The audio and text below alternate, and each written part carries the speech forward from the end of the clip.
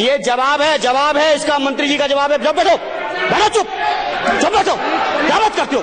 माननीय अध्यक्ष जी, जो माननीय मंत्री जी ने जवाब दिया है उसी जवाब के आधार पर ही मैं बात कर रहा हूं, कोई नई बात मुझे नहीं करनी। अध्यक्ष जी, मंडल कमीशन रिपोर्ट के बाद 27% आरक्षण का प्रावधान देश में हुआ और जो देश के विश्वविद्यालयों के अंदर जो स्थिति है आज की तारीख में अध्यक्ष जी 2371 प्रोफेसर में से केवल 1 प्रोफेसर ओबीसी का, 4708 एसोसिएट प्रोफेसर में केवल 6 प्रोफेसर ओबीसी के। ये जवाब है इसका मंत्री जी का जवाब है। जब बैठो बैठो, चुप चुप बैठो, क्या बात करते हो। सुनोगे भी नहीं, ये मंत्री का जवाब है। मंत्री का जवाब नहीं सुनोगे तुम। अध्यक्ष जी, ये जवाब है इसका मंत्री जी का जवाब है। जब बैठो बैठो, चुप चुप बैठो, क्या बात करते हो। सुनोगे भी नहीं, ये मंत्री का जवाब है। मंत्री का जवाब नहीं सुनोगे तुम। अध्यक्ष जी, सहायक प्रोफेसर में 9521 में 1745 प्रोफेसर।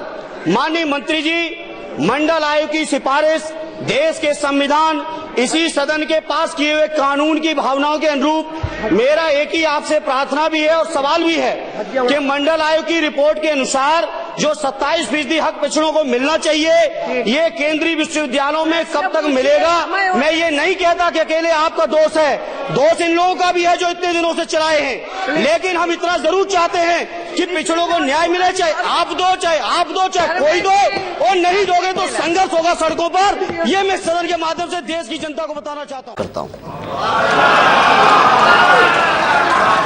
लेकिन अध्यक्ष जी, जिस तरीके से आया और जिस नियत से आया उस पर गंभीर सवाल है।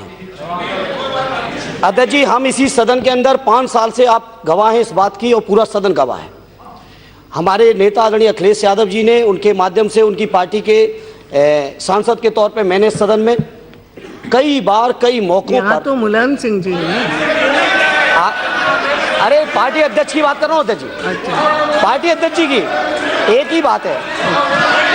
अच्छा, पार्टी प्रेसिडेंट की बात नहीं करेंगे। अच्छा, पार्टी प्रेसिडेंट की बात करना अध्यक्ष जी क्या गलत है क्या? नहीं, आपने नहीं अध्यक्ष जी। हाँ। और एक ही बात है नेताजी और माननीय अखिलेश यादव जी की। अध्यक्ष जी, मैंने कई बार इसी सदन में कहा कि सबसे पहले जाति जनगणना कर लो। 5000 खर्च भारत सरकार कर चुकी है, जहां तक 5000 करोड़, जहां तक मुझे सूचना है रिपोर्ट भी तैयार है, लेकिन रिपोर्ट सार्वजनिक करने से डर रहे हैं इस बात को लेकर, क्योंकि उस जाति जनगणना में जो पिछड़ों की तादाद है वो तकरीबन 65% है। हम चाहते हैं कि उसको पूरा सार्वजनिक कर दीजिए और जिसकी भी जो भी आबादी है, चाहे वो अगड़े हों, पिछड़े हों, दलित हों, अनुसूचित हों, उनकी आबादी के अनुपात में उन सभी को 100% आरक्षण कर दीजिए। हम समाजवादी लोग इस पक्ष में, मैं नहीं समझता इसमें आपको किसी को आपत्ति होगी। और अध्यक्ष जी, जहां तक आज के इस बिल का सवाल है, मैं आज इस बात से बहुत संतुष्ट हूं कि जो लोगों ने हमेशा रिजर्वेशन के नाम पर लोगों से कहा कि प्रतिभा नहीं है इसलिए रिजर्वेशन की जरूरत है, क्षमताएं नहीं है, बौद्धिक स्तर नहीं इसलिए रिजर्वेशन लोग मांग रहे हैं, आज कम से कम वो लोग भी रिजर्वेशन की वकालत करने लगे। इसका मतलब है कि जो समाजवादी लोग मांगते रहे, डॉक्टर राम मनोहर लोहिया जी से लेकर नेताजी तक और माननीय अखिलेश जी तक, वो हमारी बात एकदम डिट्टो सही थी, जिसको आज जाके आपने स्वीकार लिया। सभापति जी, जहां हम 100% आरक्षण की बात कर रहे हैं, अध्यक्ष महोदया ही एक ही बात है, सभा के सदन को वो चला रही हैं, बार बार टोकने की जरूरत नहीं, 100% लाइए।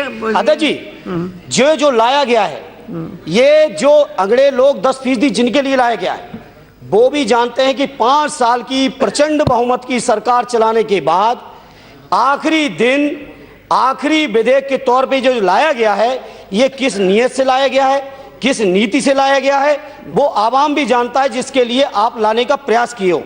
अध्यक्ष जी, वही मेरा एक आपसे माध्यम से सरकार से कई सवाल हैं। देश के अंदर समानता होनी चाहिए, अवसरों की समानता होनी चाहिए। कई वक्ताओं ने कहा कि जो लोग पिछड़े हैं, इवन हमारे वित्त मंत्री जी भी कह के गए कि जब दौड़ छोटी बड़ी या बड़े लोगों के बीच होती है तो विशेष अवसर की जरूरत पड़ती है। यही बात डॉक्टर राम मनोहर लोहिया जी ने कही थी, और इसीलिए मैं आज आपसे कहना चाहता हूं, पिछड़ों की जो तादाद सबसे पहले तो केंद्रीय मंत्रिमंडल में बराबरी कर लो SC ST OBC की, उसके बाद केंद्रीय सचिवालय में कर लो, उसके बाद जो मुख्यमंत्री आपने बनाए उसमें कर लो, जो गवर्नर आपने बनाए उसमें कर लो, जो PSUs में बैठाए उसमें कर लो, जो न्यायपालिका में जो असमानता है उसमें समानता कर लो, जो विश्वविद्यालय में वाइस चांसलर अध्यक्ष जी SC ST OBC का कोई नहीं है जरा उसमें समानता कर लो, professor associate professor assistant professor में जो असमानता है जरा उसमें भी आप कर लो। ये जो तमाम तरह की असमानताएं हैं अध्यक्ष जी समाज की, उसके लेकर हमने लगातार सदन में उठाया। आज ये जो संविधान संशोधन बिल लाए गए, पूछिए माननीय जो हमारे HRD मिनिस्टर हैं उनसे मैंने कई बार कहा कि जिस तरीके से UGC ने रोस्टर का प्रणाली बदली है उससे आने वाले 200 सालों में भी देश के पिछड़े दलित और SC लोगों को ST लोगों को कभी भी विश्वविद्यालय में सहयोग, कभी भी विश्वविद्यालय में समानता और भागीदारी नहीं मिलेगी। हम चाहते हैं इन तमाम चीज़ों को आप विचार कर लो और विचार करने के बाद आप लाइए और समानता लाइए। बहुत सारे साथियों ने कहा, मैं पूछना चाहता हूं सवाल, 2 करोड़ रोजगार हर साल बात हुई थी, 10 करोड़ रोजगार आपके कहां गए? जहां तक मेरे पास सूचना है 24 लाख केंद्र सरकार में 24 लाख अध्यक्ष जी पोस्ट वैकेंट हैं। हम चाहते हैं कि जो पोस्ट वैकेंट हैं उस पोस्टों में जो बैकलॉग की भर्ती बनती है सबसे पहले वो बैकलॉग की भर्ती कर दो।